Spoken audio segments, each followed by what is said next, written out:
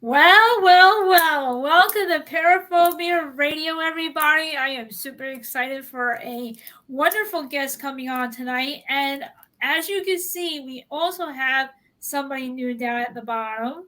Hey Before I guys, get to him, welcome the Shadow, like always. How are you? Doing all right. So How, go right ahead. yes. I How was are going to you, say, Sean? I'm doing fine. How are you, Anna? Oh, just fine and dandy. Just fine and dandy.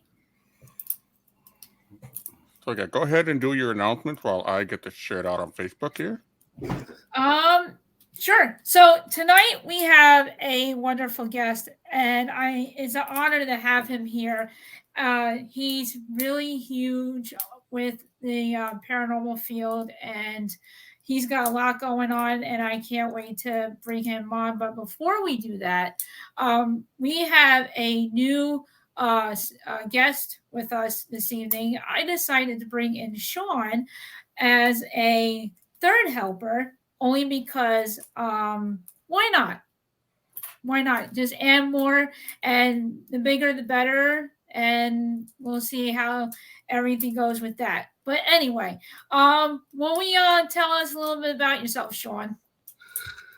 I am the owner of Eternal X Wolfpack Paranormal, and we've created this team this year, and we've been out on a few investigations already. I've been in this field for about 3 years now, and I like helping the people. I like to help them understand what's going on around them and help them understand it. Awesome. Well, it's a pleasure to have you here. Thank you for um, coming on and helping out, which is awesome. And Mhm. what's going on with you, Mr. Shadow? Well, not much.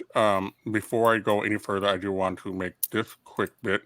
If you don't know, we are streaming on Parapost Parapost Network. Network. I Yep, always forget to add that on. that's all right. So if you have a podcast and you want to get on this network, it doesn't have to be about paranormal. It can be about anything else. So reach out to Brian Labadie or anybody that's on the staff for Parapost Network, and they will be more than happy to get your show on.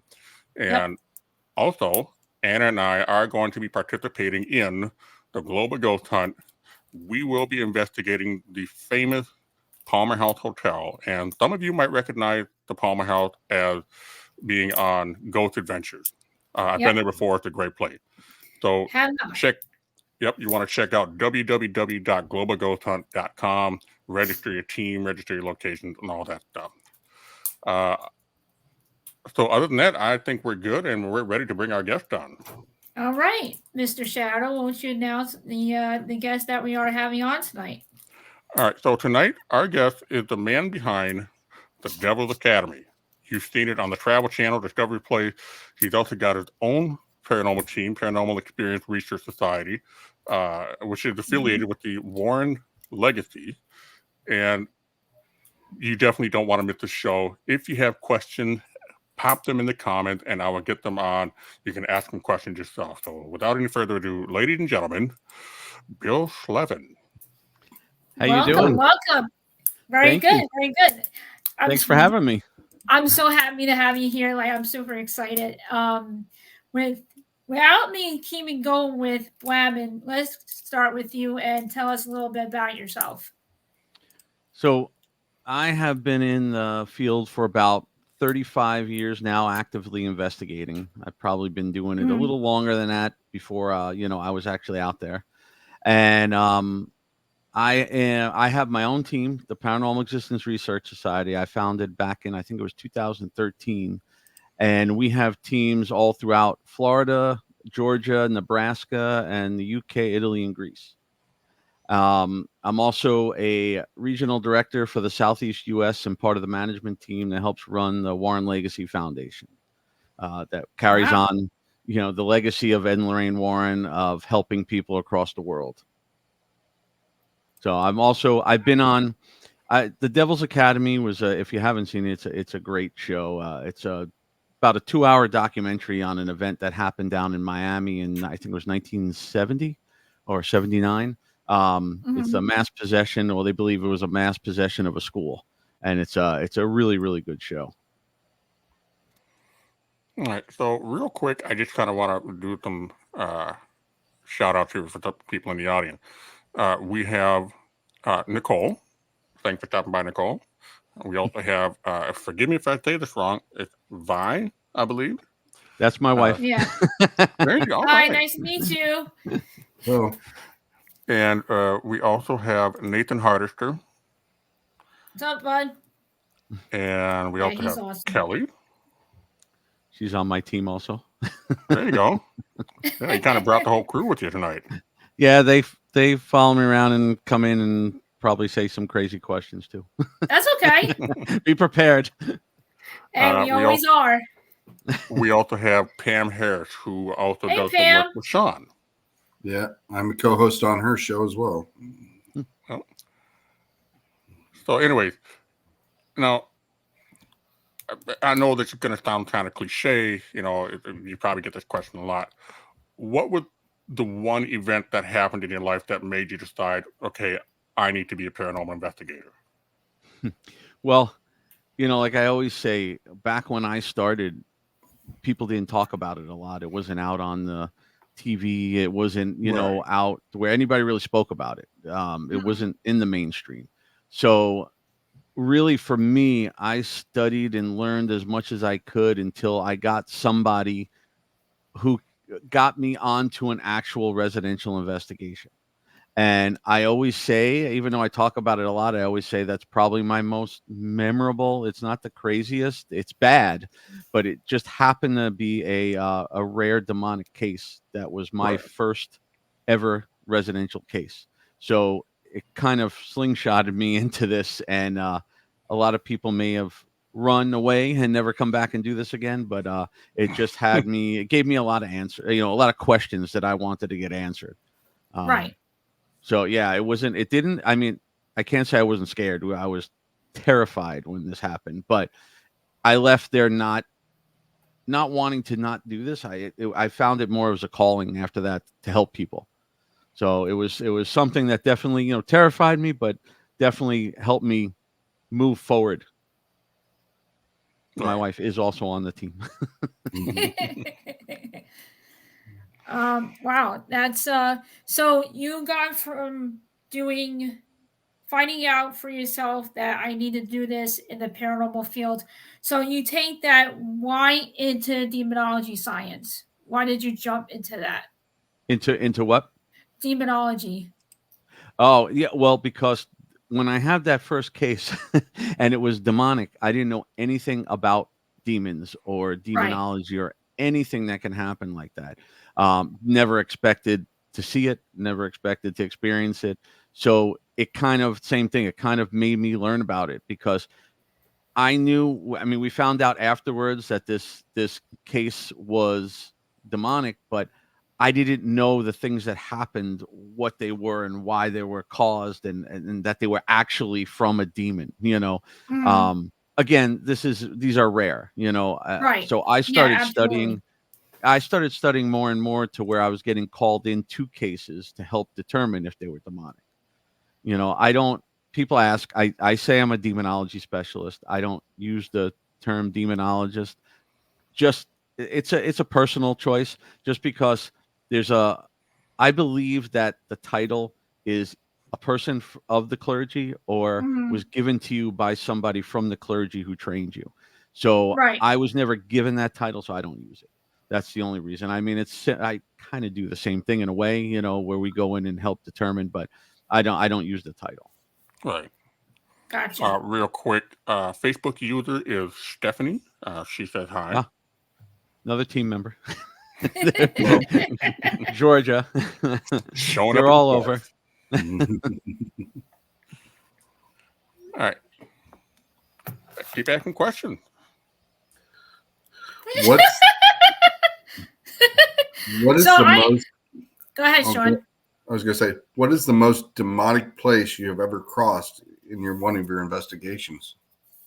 Well, I have never encountered anything demonic in public locations. I haven't done as many as some of the people out there because you got to watch him because we do so many residential cases that I don't get out as much as I would want to across the country with some of the big places. But I've, in my, again, my opinion, but in my studies and my, experiences, demons don't hang around in places.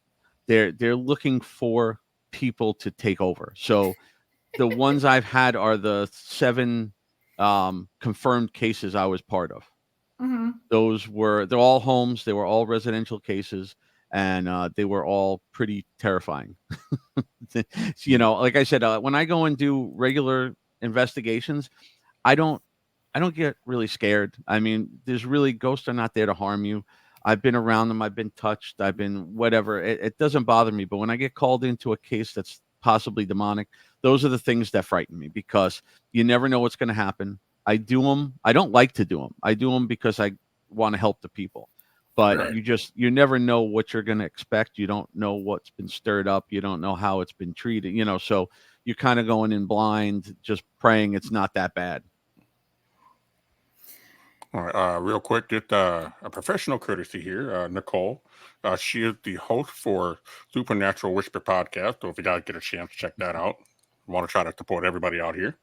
Absolutely. Now, when I think about some of the more common practices with exorcism or paranormal investigation, do you yourself use anything like holy relics or anything like that? Well, yeah, I mean, when we go into any kind of investigation, we have all things that my team wears or does to help protect us. We're all Right. different religions. I'm Catholic. On my team, everybody's like different religions, and they do whatever they, is their faith that they feel protected by. When I go in, I will read a Catholic prayer. I have one that goes before and after the case. Right. And everybody will do their own thing also. When we're in there working on the cases, we're not in there doing something religious. We're it's more spiritual, and it's more, scientific, when we're in a person's home. But if it's something I'm being called into for possible demonic, or if we feel it could be something possibly demonic, then yes, I will use religious provocation, because that's the only way to really pull them out and see what it is. A demon isn't going to react to sage or things that we do. We use singing bowls, we use Palo Santo, we use sage. I do have holy water and my cross and all my stuff like that with me, just in case, to protect everybody. Right. But that's not what we go in doing. We also respect the client's wishes, whatever religion they are. We're not, if they're Jewish, we're not going to come in waving crosses at them. So they don't like that. Yeah, you don't want that. Very true. So we have a question from an audience member. Here we go. Is there a place you won't go back to? No, I don't think there's no. any place I wouldn't go back to. I mean, the places that we went to that were real bad, they're clean now. They've been fixed, so they're not anything that I wouldn't return to. Right. But I have never encountered a place that I personally wouldn't go back to.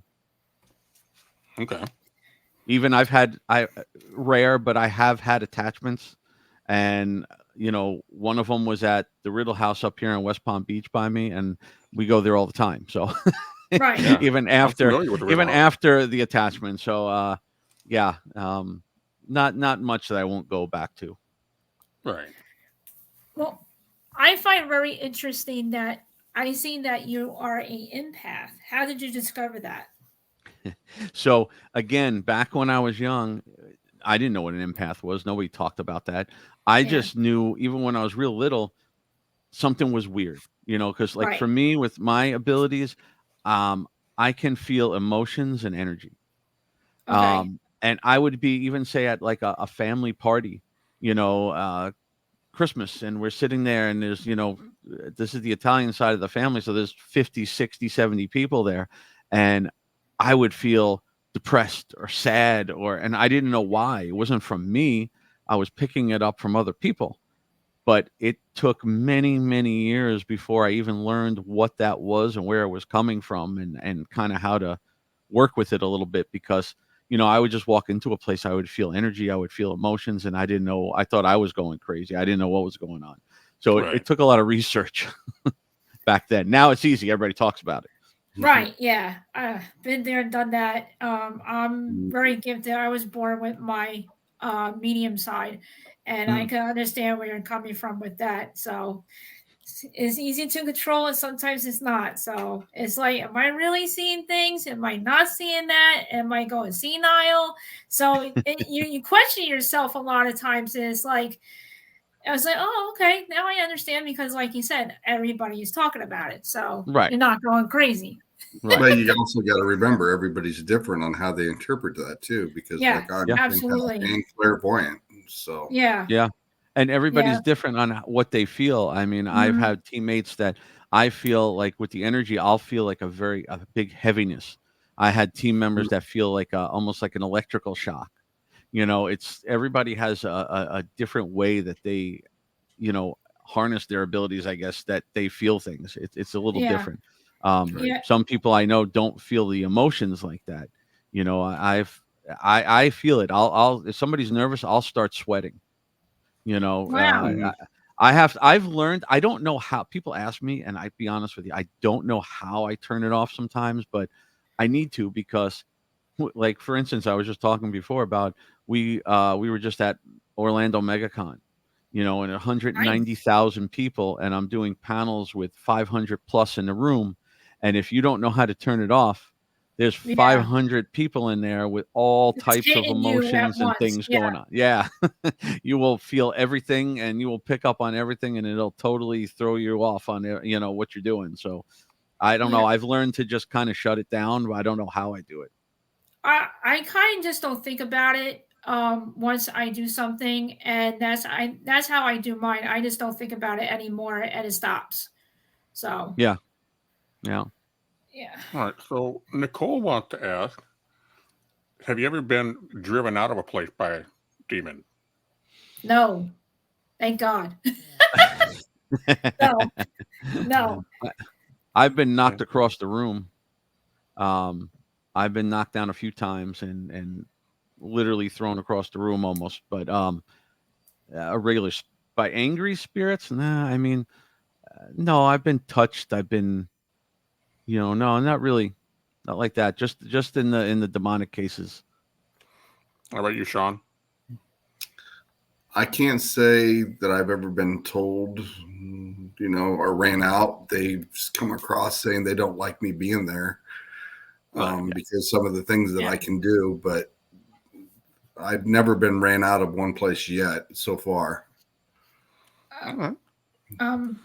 For me, with my abilities, if there's something evil or negative, I can't walk in the room, because the heaviness of the energy is so thick. That's how I know there's something evil or a demon, is how the energy, how thick it really is for me. That's how it is for me. It could be different for Right. different for other people. So, but for me, that's how Right. it is. I mean, don't get me wrong. I've had things say, leave, get out, or things like that, but not literally like just try to get me out. Yeah. They've just told me they just don't like me there. And I was like, okay, I'm not Some leaving. like certain people. Some like certain people. Some don't. I've gone places where they'll only talk to males, or they'll only talk to females. Yes. Right. It's I mean, it depends on the person. Like they say, are there evil spirits? I don't say there's evil spirits. I say that if a person was a cranky old bastard in life, he's going to be the same way in death, most likely. Oh, yeah. I will So- agree Once with a you. prick, always a prick. Yeah, exactly. I will agree with that. So this is kind of an interesting question. You said she feels energy on the left side. When you get some sort of impression, what's the sensation that you get? I mean, what are the earmarks that let you know you're having something that is connected to a psychic event, whether through empathy or vision? Well, mine is more of a heaviness, or the emotions. It could be from living or dead. I was up. I was at a place it's like a museum, and I went up by myself up into the attic, just with my recorder, and I had to leave like within 10 minutes because I got so depressed. I had to leave that room. I didn't really feel anything else up there except this depression, which I didn't understand. I left there. We're still trying to research to see if we could find out anything that ever happened up there, but it was really strange. That or a heaviness. Like I've been in places. We had a case up in Boca, and you walked in the house, and it was strange because, of course, like a lot of clients, they all think there's demons everywhere, and the lady thought she had a demon in the house. And when you walked in the house, I mean, it was a big multi-million-dollar mansion in Boca Wow. Raton, and and the house was so light and welcoming and beautiful Right. until you went into her room. And when I walked into Oh her boy. room, it was like something was sitting on my shoulders. It was so heavy. That's how I get it. And like Right. I had a teammate, a former teammate of mine. She used to get like an electrical shock. So, Wow. that's how she would feel it. Hmm. Hmm. Wow. That's pretty spooky. Yeah. That is. I mean, that's interesting. what we live for, right? I mean, this is what we do. That's to be Mhm. expected. So, Right. I guess that kind of falls into one of the questions I have. Have you ever came across an owner of a residence where you've investigated where the owner was the one manifesting and they didn't know it? What was going on? Yeah. Many times. I've done close to 1,000 residential cases, maybe more. I don't even know anymore. But yeah, we get that a lot. You get it a lot. You get people who could be many different things. I didn't say this before, but during the day, I've been in the IT field for over 30 years. I'm an IT director at a psychiatric drug and alcohol treatment facility. So I know a lot about psychiatric illness and addiction, and these are type of things we come across a lot on cases. And that doesn't mean that they're just crazy and they're not experiencing anything. Sometimes it can be right. both. Right. They're more susceptible to things. But we deal with so many different things where people, sometimes it's just they watch too much TV, and they're watching, Yeah. 20 hours of Ghost Adventures, and then the next thing you know, every little sound in the house, they're so focused on that they are Yeah. creating it. They're Yeah. manifesting it themselves into the house. I mean, it happens a lot. It really does. Right. So with since you're kind of on that, one thing I have encountered in one of my investigations, there was this park that had an outdoor bathroom that had a legend of a murder that Mhm. happened there. And I researched the shit out of that place until I came across an old article about a guy who pulled a prank at that place. And he just took off fish eyes, set them on the bathroom sink, and wrote, "Help me in blood." It was a joke. But Right. over the years, the story's been told over and over and over again. And the paranormal events were real, Right. but they were not connected to what it was a prank. So I'm thinking uh, The- an egregore or a PK entity. Right. Are Well, you there's a do you work with do you encounter those things? Like you said, you encounter well, people manifesting, but yeah, I mean, in like even in I want to go back a little bit. Even in parapsychology, there's right, studies that they did where they'll take people and they put them in a room and they created, a whole person. Like, okay, we're gonna call this guy John, and he worked here, and they create an entire fake person and life and everything, and they right, talk about him all the time, and they keep talking about him in this room for an hour a day for so long, and then they brought investigators in, didn't tell them, and just had them investigate, and all the stuff that came across their recorders and everything was the same exact stuff they created, the same names, same type of jobs, right, and they knew nothing about it. So you can manifest stuff into play. Like it's like we tell people, I don't turn my equipment on in my house ever. I mean, I'll turn it on maybe to make sure the batteries work or something. But if you're in a Right. right, location yeah, that like has nothing in it, like I'm pretty sure my place is not haunted. And if I sat here grabbed a recorder and kept asking, is anybody here who wants to talk to me? What's your name? Eventually, I'm going to bring something in, or I'm going to manifest something in myself. Right. So there's a lot to that. And actually, I want to, if we can, circle back to Jeff's question there a minute about the investigations. He said something before. Yeah. This one. There it goes. So this is a big thing that we see, and this is where I wind up getting myself in trouble sometimes. So yeah, there are problems in the paranormal field today and investigations. There are two things. When you're out in public, at a public location, a cemetery, an abandoned building, a haunted location, whatever, do whatever you want. Don't do whatever you want, but you know what I mean. Bring your equipment, test everything, play with everything, grab your phone apps if you think they work, do whatever. It's all about research and seeing.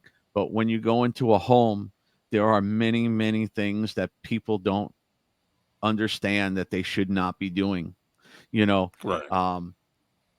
Simple things. If everybody knows what the flashlight trick is, Yes, Mm-hmm. I have used that before. This was created on TV. If a spirit can manipulate electronics, like we all know, they can manipulate energy. So if you want them to turn on the flashlight, ask them to turn on the flashlight. If they harness enough energy, they'll do it.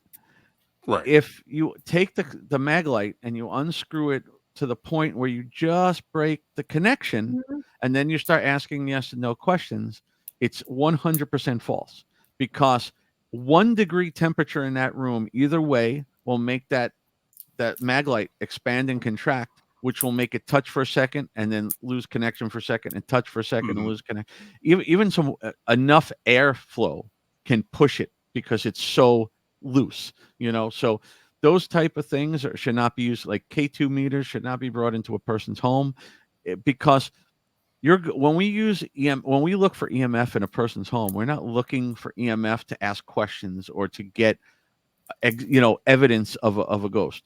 We're looking to do baseline readings around the house to see if maybe they have faulty wires, if they have too much EMF coming out of a location, or if we're in a room and there's no EMF energy in there, and all of a sudden something spikes up a massive amount, we may question that. But it's more like, I've had cases where the entire case wound up being that the house did not have shielded cables, and there was so much, and this is back in Jersey many, many years ago, there was so much EMF energy coming out of their power box down in the basement that it was causing them to have hallucinations. They were nauseous, they were getting headaches. And once they fixed all that, and we convinced them, and they fixed all that, they spent a lot of money, but they fixed everything. They never had any problems again. So if you're going to do residential investigations, you just need to learn a little more about things outside of you. You should not go into a house thinking this is haunted. You should go in there thinking, I need to find the natural explanations first. We found animals in walls. You can think of everything. The animals make noise in the wall, so you hear knocking, scratching. Then the animal dies in the wall because he's trapped, and now you have the dead odor. That people think is a demon. So there's just a lot of that's the one thing where TV kind of confuses people a little bit. It's entertainment. I would imagine that. I would imagine that's even more problematic now because of Wi-Fi technology. Yeah. There's so much out there and that's why my team is so versed in so many different things that it helps us. We really go in and help people, and the hardest part about residential investigations is sometimes convincing the people they're not haunted. Right. Because they saw that on TV, and that has to be real, and they should be happy if we come in and say there's nothing in their house. They should be very happy about that. They don't look at it that way. So Nathan said, can all that energy make you feel sick? To me, it could be different for every other person.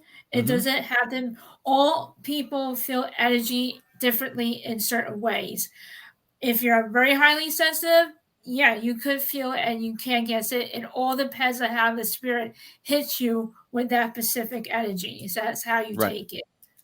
Yeah, I mean, when the first case I was talking about, I went in with this team and I didn't know much. You know, they brought me in as an extra person because one of their Mm. guys was sick, and there was three of us. And we walked into the house. We opened the front door, walked into like the foyer area, and within 2 seconds, almost, we all ran out of the house. And we were all three of us were so nauseous, and we weren't smelling anything. So originally, I was thinking, Right. could it be carbon monoxide or something? Yeah. It was the energy, it was demonic energy. I didn't know at the time, but it was energy, and it immediately had us all Hit sick. you. Yeah, and Wow. I mean, when people talk about attachments aren't always a spirit, sitting on your back. They can just throw their negative energy onto you. Right. The ones I've had have been more like that, where I was sick as a dog for a week and a half, 2 weeks, and we Wow. couldn't find anything wrong with me. And and then I had to go, and then also I had so much bad luck. I had to go get blessed and cleansed and everything, but it it can make you sick like that. It can. I Mhm. give you one more example. So for New Year's, and my wife will probably chime in on this real quick, because she gets mad at me because I protect myself when I go on an investigation, but when we're Right. just fooling around, I get stupid sometimes and I don't pay attention. It And we happens. we were going up for vacation for New Year's. We go up to St. Augustine a lot, and Right. we're going up for a week. And on the way up, we stopped in Casadega. If you don't know Casadega, it's a little town in Florida that's Mm. known as the psychic capital of the world. It has Oh the yeah, most, I've heard of it on yeah. YouTube. Yeah. So there's a lot of different things in there, and there's a thing called the Devil's Chair, and it's inside the cemetery. So I went there just to take a picture, and we get in the cemetery, and my wife wasn't too thrilled I was taking her in the cemetery to begin with. And I sat down in the chair, and I said, "Just take a picture," and she's just shaking her head. And there's a little doll that was like hunched over on the chair, so I picked Oh it up and God. I straightened it Oh out, and she no. goes, Oh "Why would you no. touch that?" And then we went to lunch, and then we continued on to St. Augustine. On the way to St. Augustine, I got sick. I had a respiratory infection the entire trip. Couldn't do Wow. anything. We were stuck in the house the entire trip. All She because swears it was from me sitting in that chair, and not that it was could be something bad from the devil's chair. It wasn't the devil, but other right. people sit in that chair, and other people leave their energy, or some people probably do rituals around that thing and things like that. And if I don't protect myself, I can probably pull things in. Yeah. And she swears by that, and she yells at me all the time. Yeah, kind of like a psychic stone tape Yeah, situation. I mean, what exactly. what made you touch the doll of all things? Well, Don't you it was know it not was to do bent that? over. I was fixing it. I was fixing it. It was all hunched over, so I straightened it out. You should know better not to touch certain objects, I especially in a know. graveyard. That's where I'm not good. And my wife works with energy. She doesn't investigate. She's an energy healer. So Right. Okay. she always says I'm her worst client.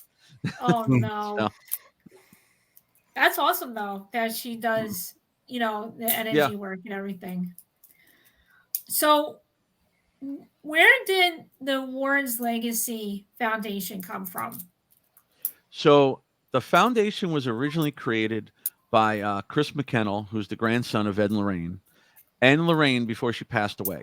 So Mhm. there's two separate kind of entities to the Warrens. There's Nesper and everything up in Connecticut with the museum and all that, and then there's the Warren Legacy Foundation, and it was formed to help carry on their legacy of helping people free of charge across the world.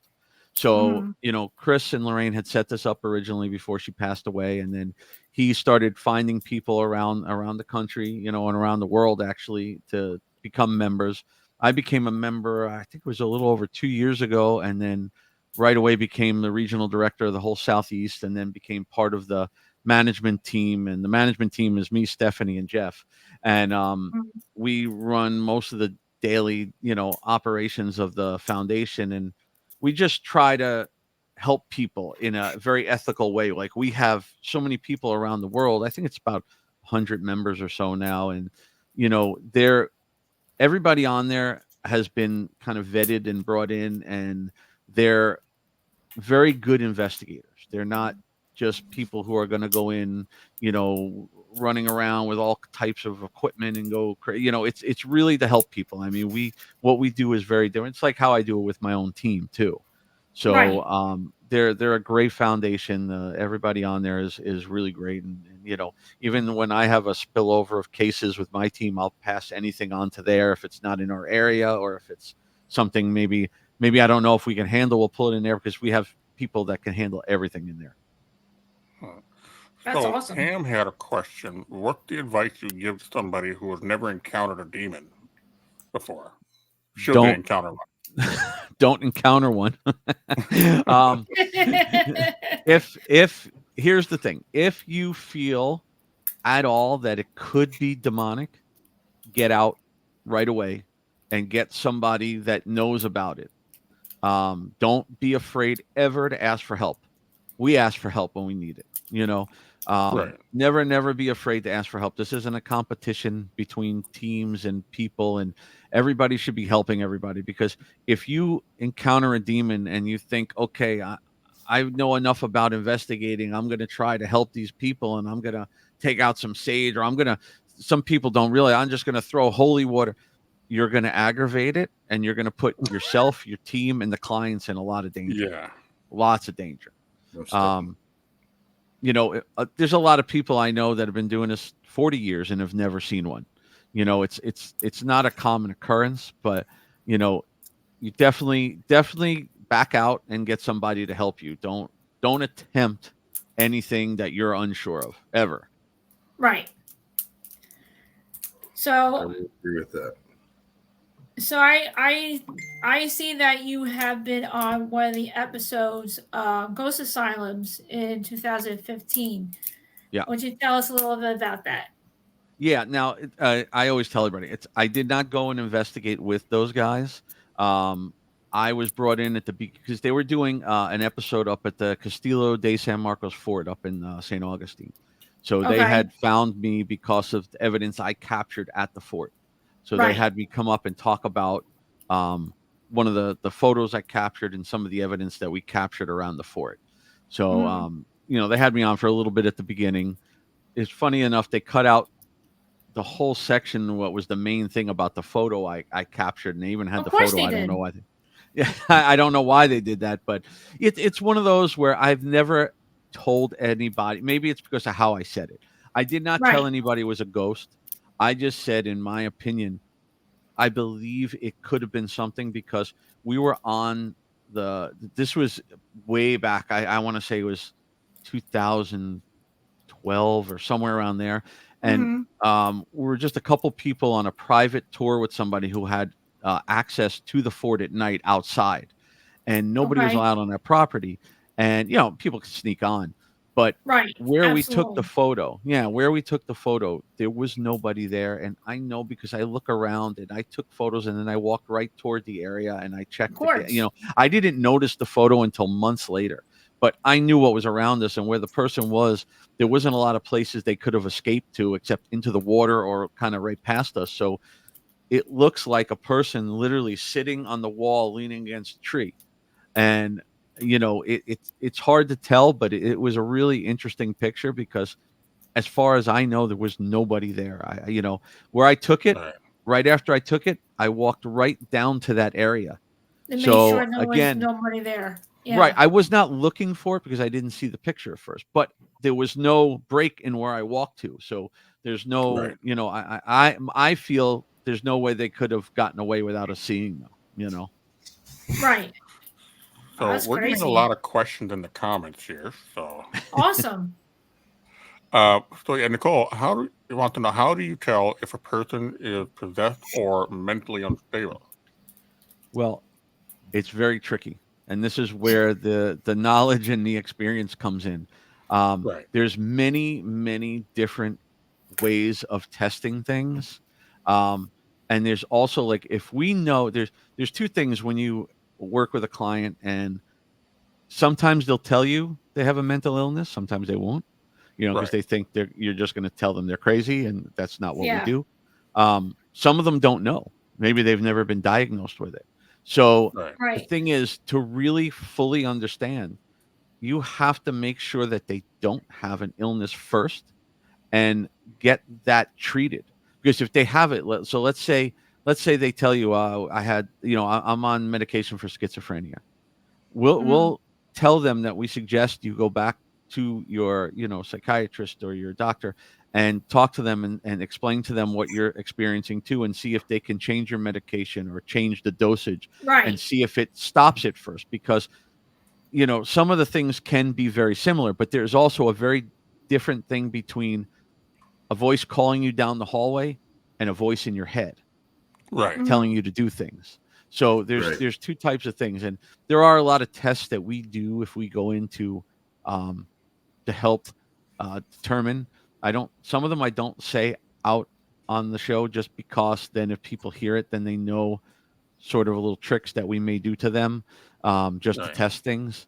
Because some people are also playing with us, or they also faking it, or they're looking for fame. Because nowadays, they'll think, oh, if somebody thinks I have a Uh-huh. demon, I'll get Oh, I'm a book famous deal, now. or yeah, Yep. it happens a lot. But there are a lot of different things. But you have to learn a little bit about mental illness and addiction too, and also about demonology, and understand the differences in them, because some of them are very, very similar, and they're very hard to tell. And if you do the wrong thing, what I always tell everybody, if you go into a house and you don't know the person's schizophrenic, or they don't know, and you tell them that they have a ghost or a demon because you believe what they're telling you, Yeah. now you have destroyed this person way more than they were, because your sage and your cleansing and whatever you do is not going to fix their mental illness. And No. now they're going to think that these voices that they're hearing every day are trying to kill them. Right. And you're Right. not going to get that out of their head now.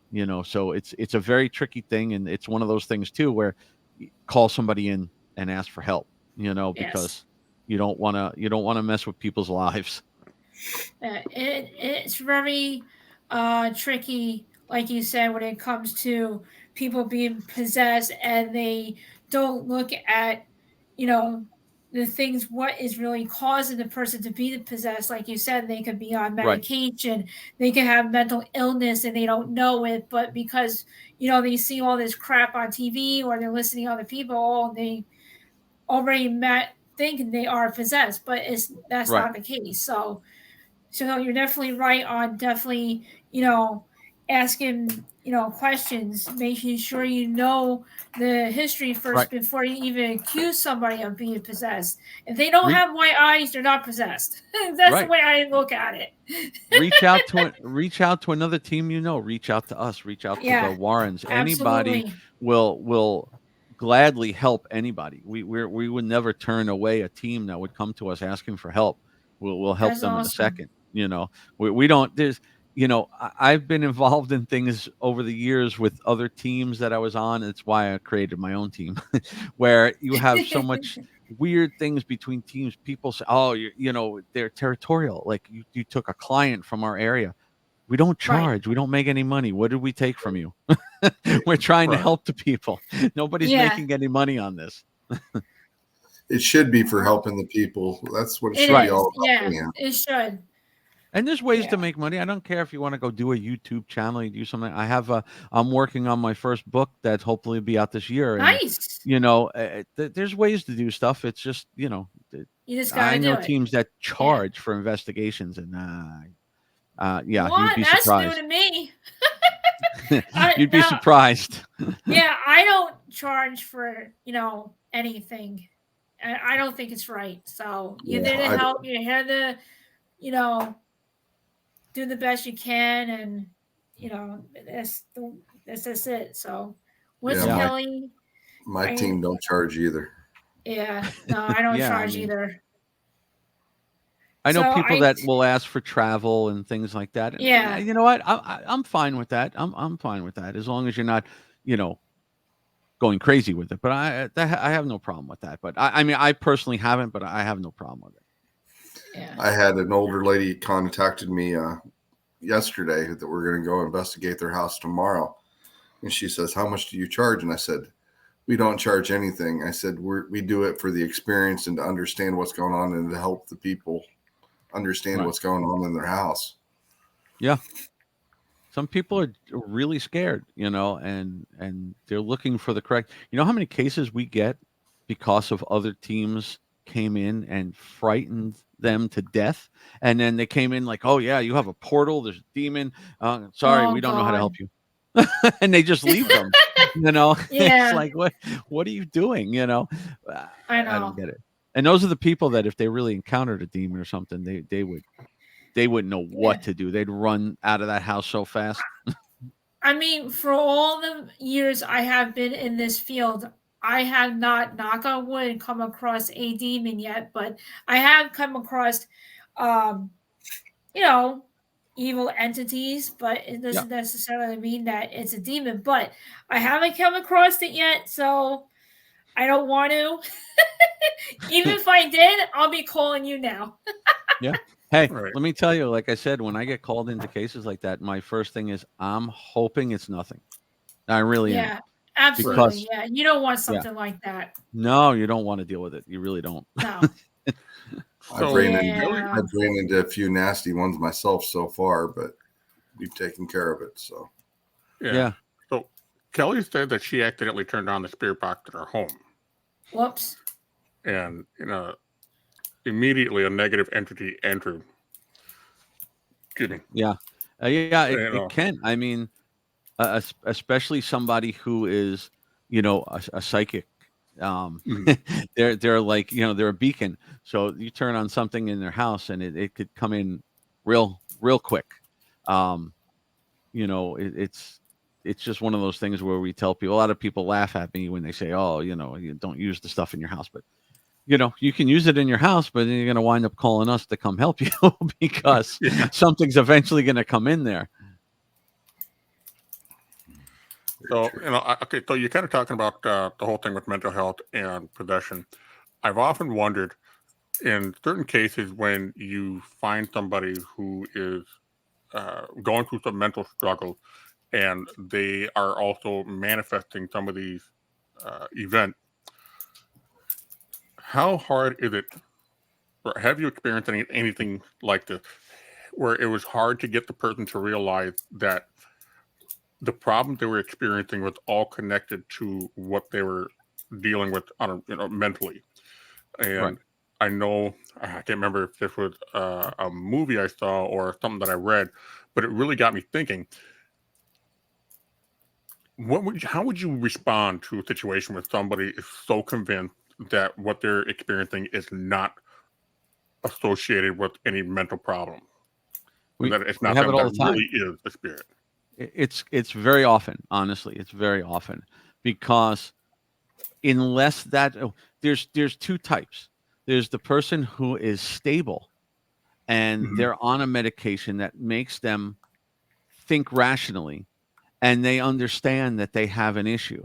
Maybe they're looking to see if there's something else there, but they understand their illness and they understand what's going on and it's under control to where Right. somebody maybe doesn't have it under control. They don't have the right medication yet. Or a lot of them, we'll get a lot of people that they might be on medication for years and just stop taking it. And they go into a Yes. psychosis and they're they don't understand. We had a case where the person was schizophrenic and they were off their medication.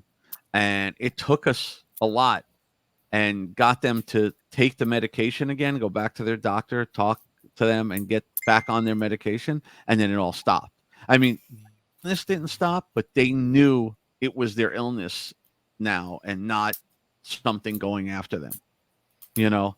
Right. Um, Right. so it's probably, like I said, it's probably the hardest thing. Like telling anybody that it's not, unless they're frightened out of their minds and they're just happy to hear it. But people who have an illness or an addiction or something like that, addiction is a tough one too, because if you got somebody who's actively addicted to something, they're not gonna listen to you at all. They're not gonna believe you. There's no way that it has anything to do with the drug that they're taking or the alcohol that they're drinking every night and all night long and all day long. It's always going to be something else because they're very paranoid. Right. So there's, it is hard, and it's, you don't want to, we don't ever leave anybody. The only time we walk away from a client, I have clients I still talk to from years ago to just check on them. The only time we walk away is if they will not listen to us. There's only so much you can do. Sometimes you get people too who keep manifesting things. The person in Boca, she was doing astral projection and she kept bringing it back in. So I've had to go, help her and cleanse and fix the place multiple times. But then she finally learned, like, if she kept doing that, eventually we're not going to help, because we're not just here, Yeah. to just keep coming and cleansing your house so you could do all kind of crazy things. Right. We teach them how to cleanse their own house. We teach them how to handle their own issue so that they can take care of themselves on a regular basis, and instead of having to just call somebody all the time. But yeah, it is tough. It is tough, and it's why I'm very picky about who comes on my team. It's not about you have 20 years experience. It's I have that. I could teach you things. It's more Right. about your compassion and your passion. So I know when I take you into a person's home, how you're that person. See, that's about the devil's share. I want to make sure that you're going to go in and you're going to have compassion to this family, to understand that Right. if they were, if they had an illness or something, that we're going to know how to treat them. We're not going to be like, oh, you have Yeah. schizophrenia. Well, you're crazy. There's your Well, problem. You can't do that. no. Well, that's why it's very important Good point to right there. go into the house and interview people first. Get the feeling of that person. Analyze, not by saying anything, analyze and see with your own eyes what's going on with that person. If they're twitching, if they have, Yep. certain anything Learn. that will trigger the sense of being possessed, or trigger if they do have mental health issues. You should Hmm. always analyze people first before accusing them of being possessed, because Oh you yeah. can, like you said, you could make that mistake and make that person even more ill than they already are, and now you're even making it more worse because now you're scaring the crap out of them by saying that they are possessed. Right. So Yeah. I always go in cases and always make sure you know the basis first before accusing of certain things. Yeah. We do, since COVID started. We do all of our initial interviews through Zoom now, which is also great for me because I have teams all over, and Right. some of my most gifted people aren't might not be in Florida. Some of them are, but some of them are in Georgia and Nebraska. So we can bring everybody on for that initial. And I like sometimes meet them on Zoom first, then go to their house, and we ask a lot of questions. We ask a lot of personal questions. We'll ask a lot of Mhm. repetitive questions to see how they're answered multiple times. There's a Ooh, lot of good to different know. things that you have to learn. You have to learn to read people and understand too. Don't push them too much. You have to Right. make them feel comfortable and trust you to be able to tell you those things that they don't want to tell you. Like I had a case where Right. as soon as we got in there, and this was the empath thing. As soon as we were actually this was I think I don't remember, it was before COVID or right during COVID. Went to this house. It was a really nice family. We asked them a lot of things. We asked them about any illnesses. We asked them about any medications, any medical conditions, anything, because you just want to know, because if they're on a medication that maybe is something triggering them or giving them some kind of side effect, it helps us. Mhm. Right. Um, Yeah. and the one person, the lady of the house, she swore there was nothing, whatever. But I kept saying, I even pulled one of my teammates aside and I go, she has some kind of medical condition. I can feel it on Right. her, you know. And Mhm. later on, after she became more comfortable with us and she started telling one of our teammates about a bunch of medical issues she has and a bunch of medication she's on, and things like that. It's important to get them to trust you like that, because if she didn't tell us Mhm. that, it's possible, not that that means that's what it is, but it's possible we think different because we don't know that. Obviously Right. we can't tell if somebody, well, a little bit. I was able to tell something was wrong, but you might not know that somebody's on a medication. There's a lot of medications out there that can really give you a lot of crazy side effects. Yeah. Oh yeah, they do. It's Yeah. actually pretty scary. And people don't see that and they assume that they're, being possessed, but it's actually the medication, which, it's hard to Right. tell them that. And it's like, what do you do in that situation to where you have a case that you know is the medication, but the client doesn't want to believe it, but they want to believe it's more about the spirit? How do you handle something like that? We tell them straight. I mean, we're very nice and very understanding of we read the situation. We read the person. We Mhm. read how they're feeling, what they're doing. And we will, we'll attack it different for each person. Okay. But we are always honest and straight with them. We will not lie to them. We're not gonna, just go to their feelings with that. We're gonna tell them because they need to know either way. If they don't want to believe us, then they're not gonna, believe us. Jeff had a good point. I just wanted to bring up a minute ago. Yep. He said, "Yeah, when you're in a house, and this is why we say ask for help, do whatever." Like he said, you get to leave. If you stir Right. something up and you don't know what you're doing, those people have to live with it there. Yep. And until they maybe find other help from somebody else, they're going to deal with it. And if it was something that you angered, now they have to deal with something even worse. Yeah. Mhm. Yeah. Yeah. Oh, yeah. So how often do drugs play a role in some of these situations? I mean, look, if you have the recreational drug user or somebody smoking or having some drinks or yeah, no, I mean it's something that maybe they had too much that night and they saw something one night or something. But um, people with an active addiction, it Mhm. depends on how far gone the addiction is, because some of them get very paranoid, and when they get very paranoid, it causes all kind of things in their mind, and it can manifest.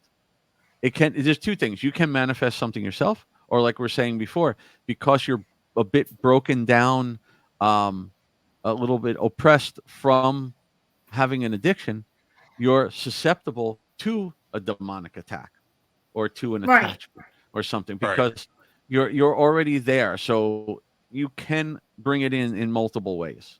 Like we tell people on our own team and everything, if you're having a fight at home with your your loved one, your kids, whoever, and you're just a little depressed or having a rough time at work or something that's got your mind a little off, do not come on an investigation, because Right. you're Yeah. opening yourself up to pull things in. Yep. Right. You're not helping them, you're not helping yourself. Don't come on an investigation if you're not fully sound mind. Absolutely. I do want to kind of put this in there real quick since we're on the topic of drugs. I myself was in real deep. Of course, at that time, I was also messing around with less than favorable practices with the paranormal. Mhm. Um, I mean, my drug choice were, I know some people, when it comes to like marijuana, there's 50-50 argument on it. Some say it's addictive, some say it's not. Right. Regardless of what people's view is, it still opens up your mind. Sure.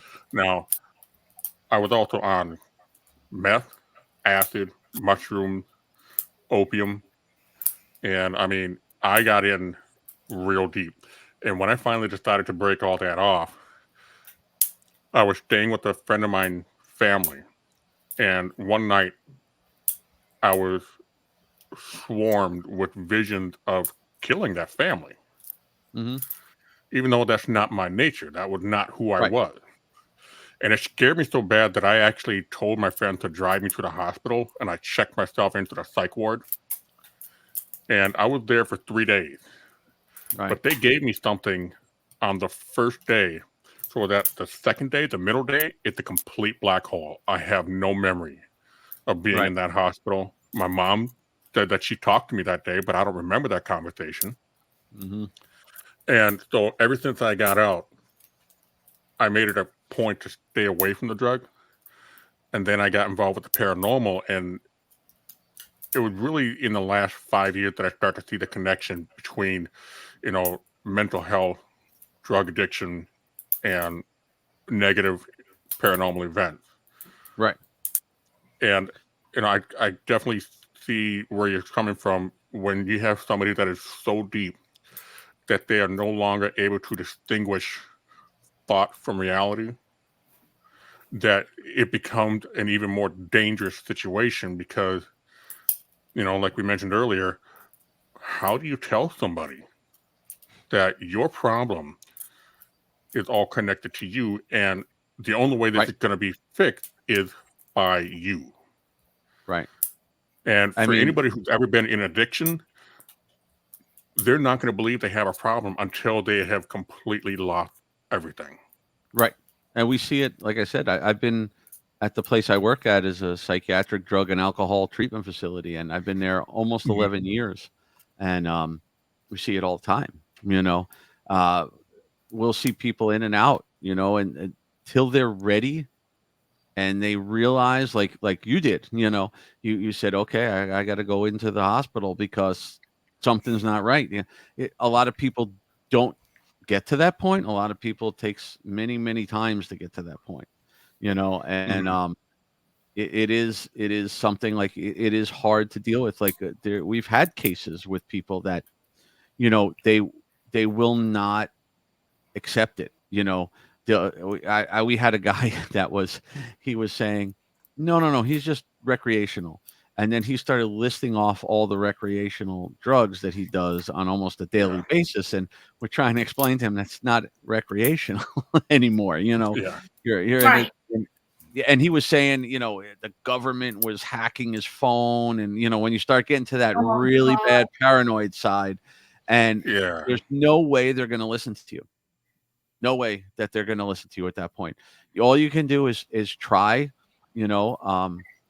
We've called, um, protective services on people because we were Right. worried that they may harm somebody or something.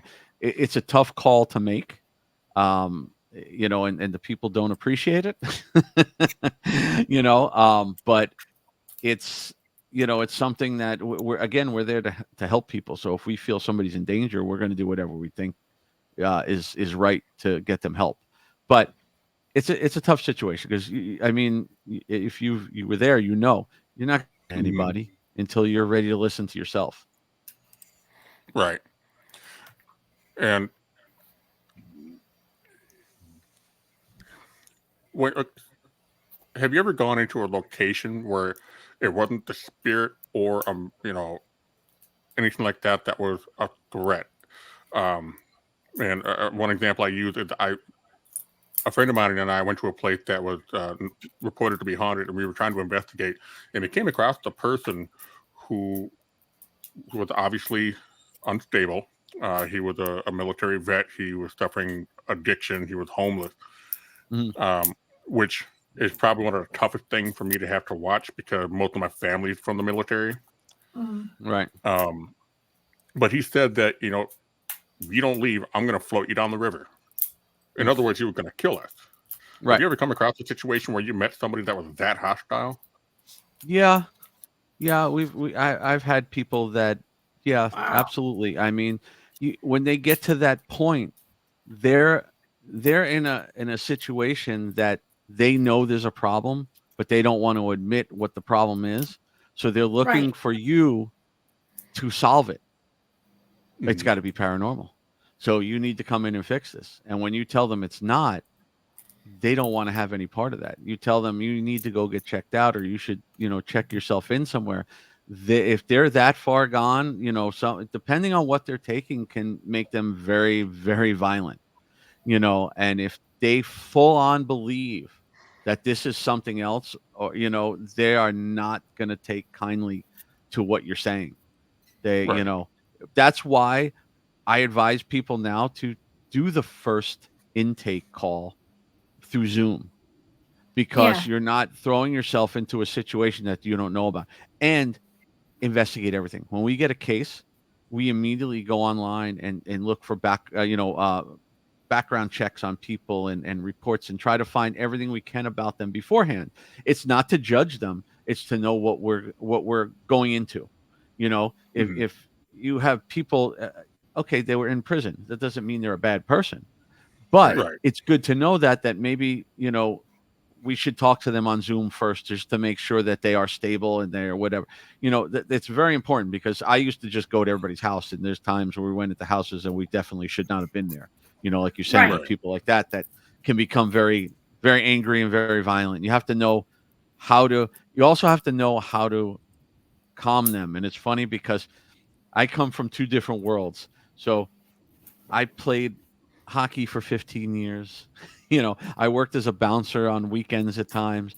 So then I went into this field where I am now, not in the IT field, but in the psychiatric field. And we had to learn anger control and de-escalation things, which is the complete opposite that you learn from being a bouncer or playing hockey. So Yeah. it's a toss-up, but you have to learn, like in a situation like that. That's why it's good to know a lot about people, because you have to learn how to de-escalate the situation, either to help the person or at least to get yourself out of the situation before it Right. turns bad. Well, Sean, you said you had some questions. Some of the viewers actually asked some of the ones I was going to ask. So there you go. Which is a good thing. Yeah, that was really good. But Pam did have one up there a little ways. Let me see if I can find it here. I did think that was pretty interesting. Let's see if I can find it again. Okay, while you're looking for that, so you say you've been pushed and physically accosted, so to speak. What was probably the most aggressive one you've had? I've seen it on other people next to me, way worse. I've been very lucky, but the one I've had, or a couple, the one major one was on one of the demonic cases, and I was literally, it felt like two hands hitting you like that right in the chest, and it probably knocked me back 15, 20 feet on the floor. Wow. And it knocks the wind out of you, and it's those things. I tell people those things are terrifying, because okay, I'm sure there's a lot of people who have been hit before. I played hockey for 15 years. Again, I've been hit, I've been knocked down, I've been, but there's somebody there doing it. When you get that force, that is that much of a force, and you can't see it, it's frightening, because what else can it do? How did it do that? I mean, there's a million questions that I still don't have answers to. But the first case, nobody does. No, and the first case I was on that I was talking about, the guy next to me got scratched from his neck to the bottom of his spine. He had 3 razor scratches down his back it was unbelievable. I haven't had things like that, luckily. Right. But it's weird because that had that. Yeah, it's scary. It's a scary thing, because, like I said, when you can't, it's different. Somebody comes up and punches you, but if it's something you can't see, how do you defend yourself? How do you, how do you protect yourself? How do you wait for what's next? If he knocked me across the room, all I was thinking is what's he going to do next if I get back up? So a lot of things go through your mind. Yeah, well, I mean, my biggest problem is if something like that would happen to me, aside from it being the fact that it's scary that I can't see what did it to me, but it would also irritate the shit out of me, because I can't just reach forward and grab that sucker and just, Yeah, you can't do. I can't fight back. Right. Yeah, you can't. I'm like you can't fight back. I grew up playing hockey.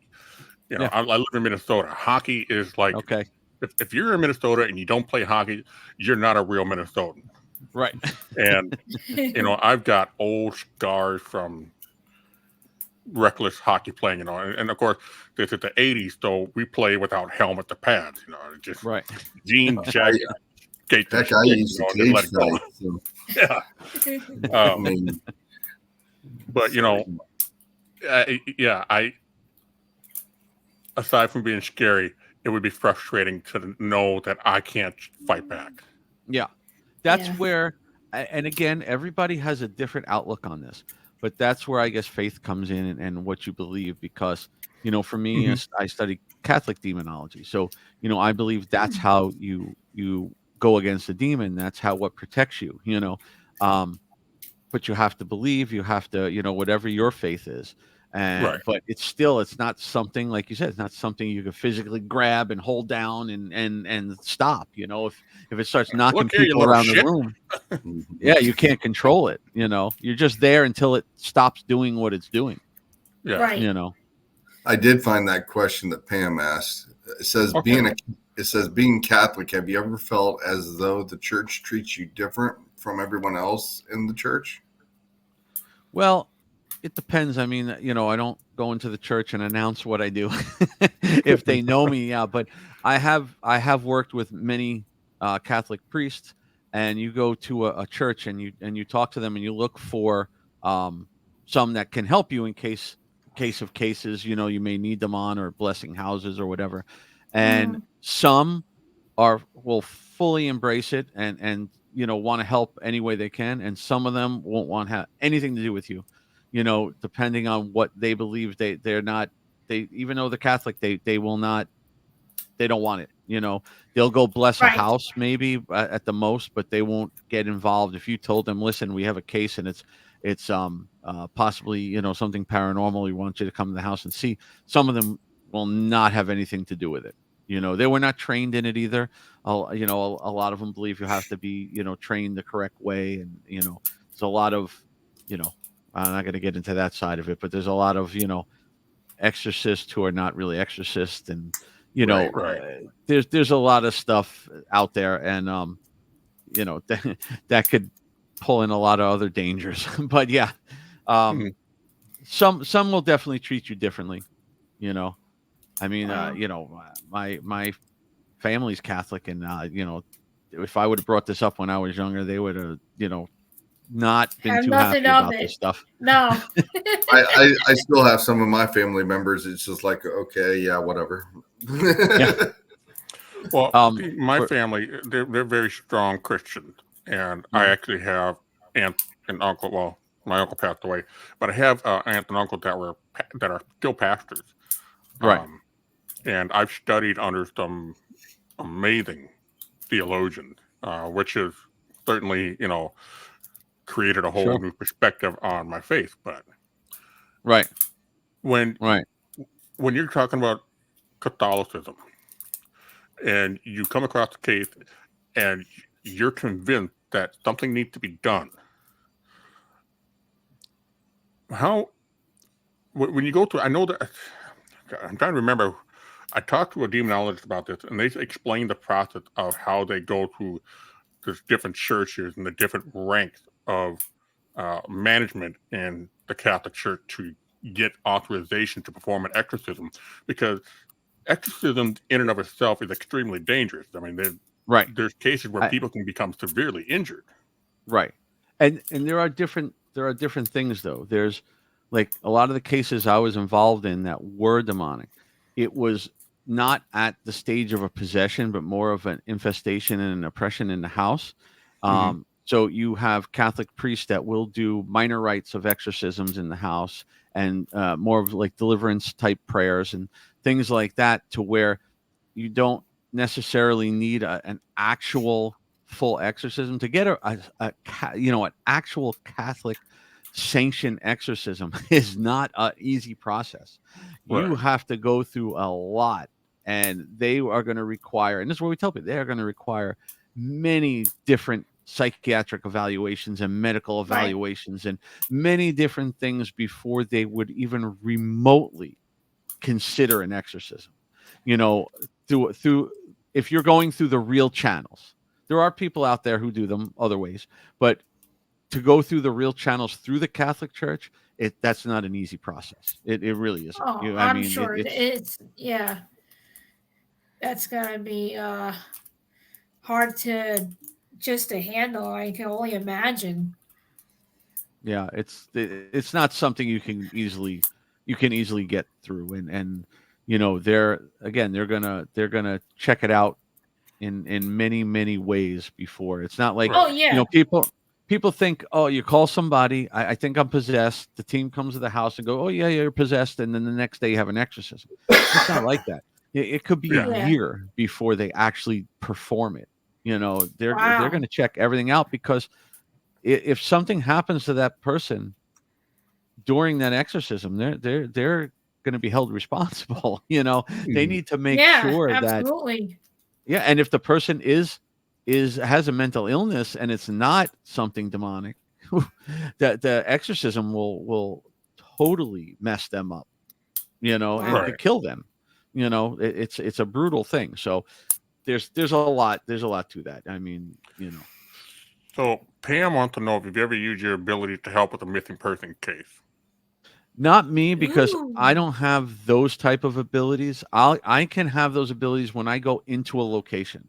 I can pick up Okay. on the energy and the emotions. I don't have I have never, I mean, maybe I do, to be honest with you, but I don't know. And I get by my wife about that one all the time, that I don't open up my abilities more to see what I have.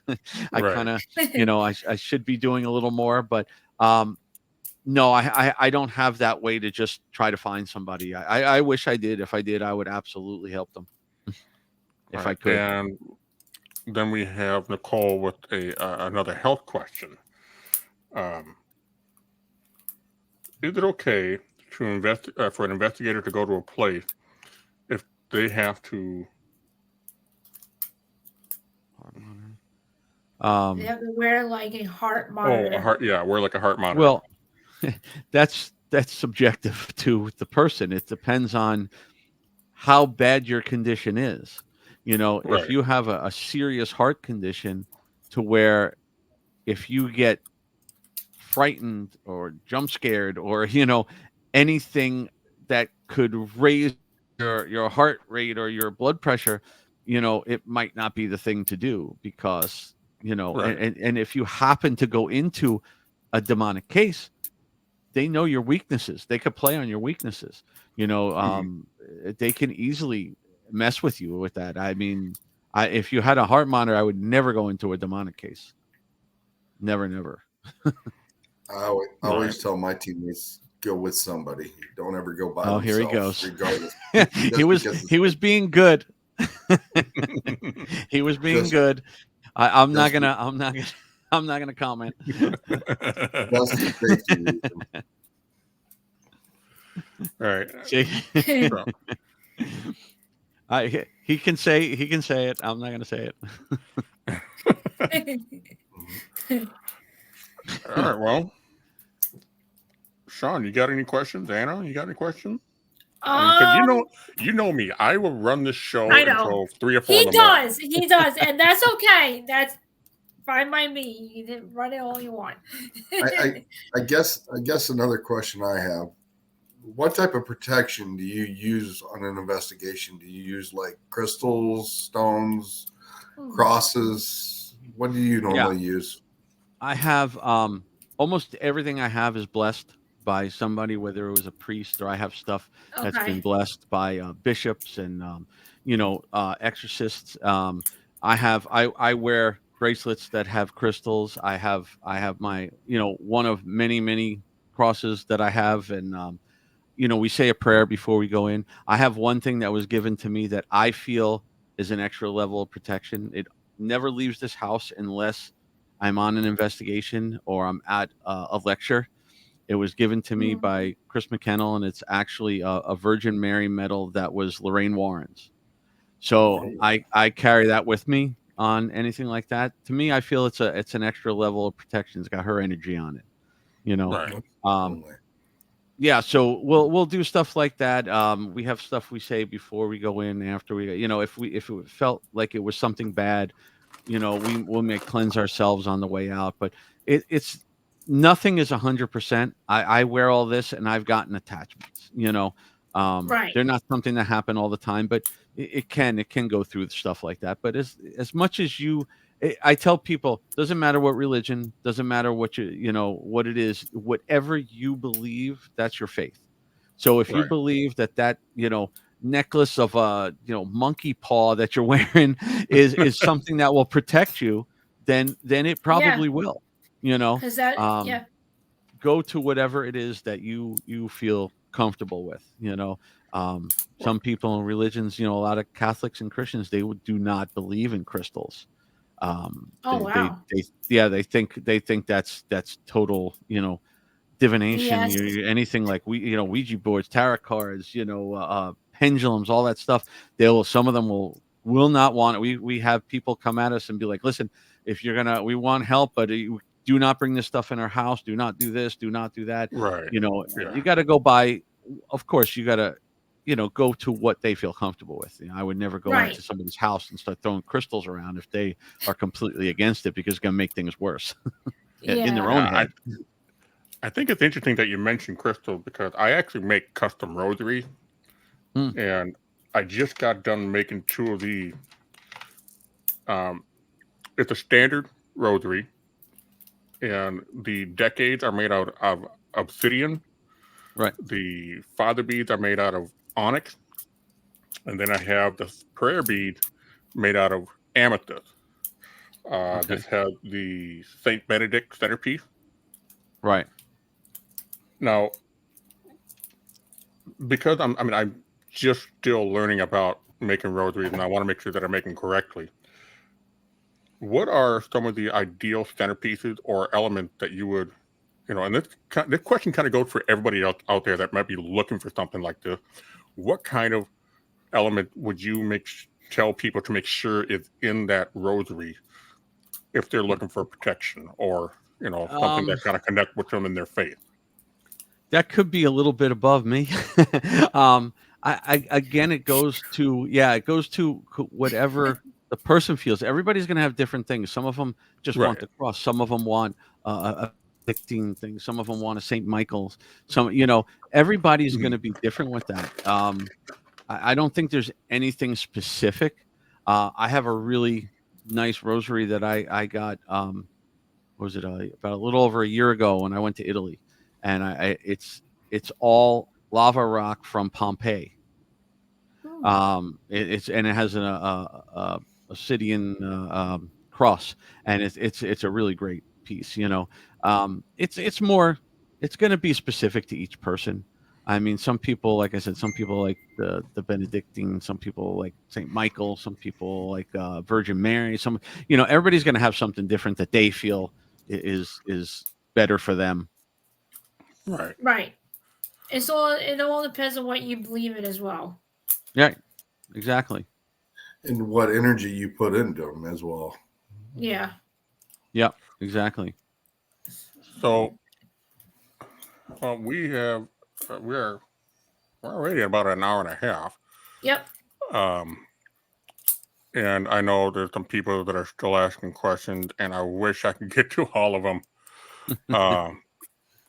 This has definitely been a great show. Yes, My question, absolutely. would you be willing to come back for a part 2? Sure, anytime. Well, thank you. Thank you very much. No problem, anytime. We'll be happy All to right. have you again. Absolutely. And real quick, is there any, I should have said this before in the beginning, but if anybody's interested in checking out more of Bill Slevin's work, I do have linked down in the description, so you can click on them. You'll go right to his personal website as well as the website for his team. And there you can find out all the information you need. And also, if you have Travel Channel or Discovery Plus, go check out the Devil's Academy. I know I'm definitely going to have to talk to my wife about letting me get my Discovery Plus back just so I can check this out. It's a good show. Yeah, because my wife kind of got on me. It's like, why are you spending all this money? You just watched the one show or the two shows. I do it all the time, so don't feel bad. So, yeah, I'll see if I can get it back. And I'm definitely interested in that. And is there anything else you want to announce? Any upcoming events or? Yeah, actually, March 2nd, next Saturday, Anybody who's in local to Florida, I'm a celebrity guest at Sunrise Comic Con.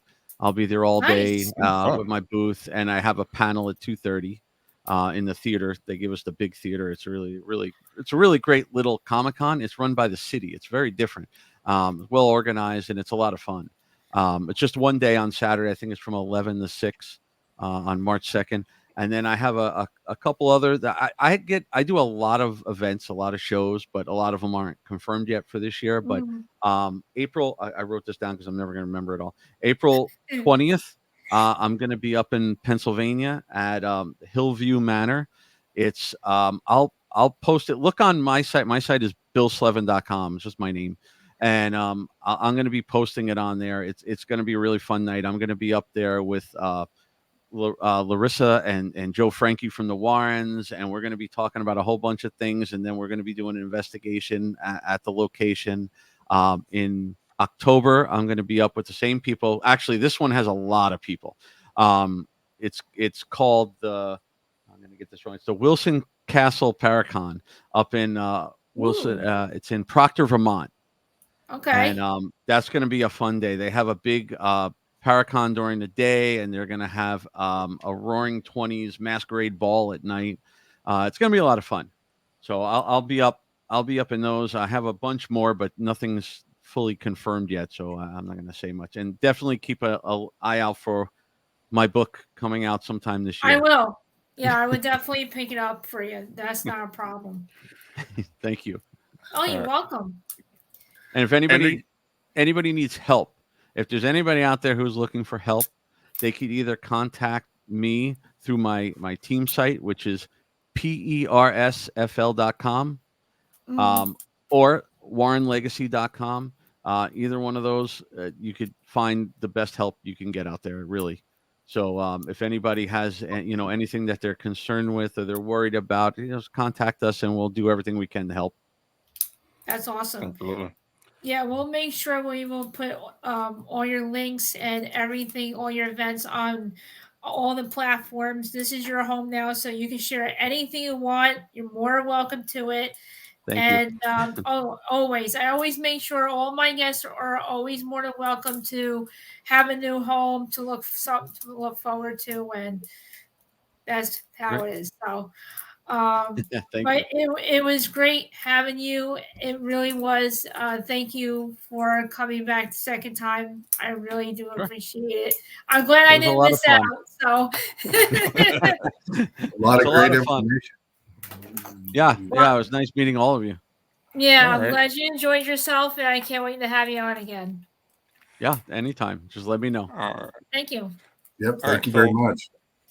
All right, so I'll just put you in the back room, hang out there real quick, and then after we close out the show, we'll kind of do a couple more things to, help you get squared away with everything else. So, okay, all right, and we'll talk to you in just a minute. All right, thank you again. You're welcome. All right, well, that was Bill Slevin. Great conversation. I definitely need to get him back because I'm sure there's people in the audience that have more questions to ask. Which again, thank everybody for stopping by, watching, participating with the conversation. If you like everything that you're seeing, share this video out and, share out the link for Bill Slevin and check out, all of his stuff and show some support.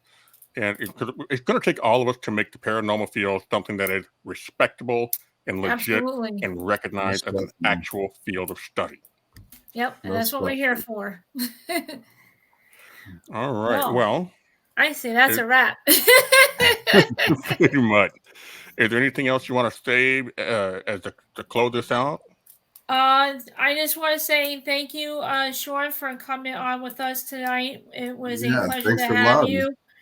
It was a lot of fun. Thank you. If you are looking for anything of the sort, like candles or a spiritual reading, you can come find me at the Whispering Twilight Candles. And you can also find me as Spiritual Sage on Facebook. And, new things and new line will be adding that to this week. So I will have all the links and my Etsy link on this page as well. So is there anything you want to add on that you have going on, Aaron or Sean? This Sunday, we have a podcast at 7:00 Central Time, and it'll be Jamie Lynn Keller. Also, Nice.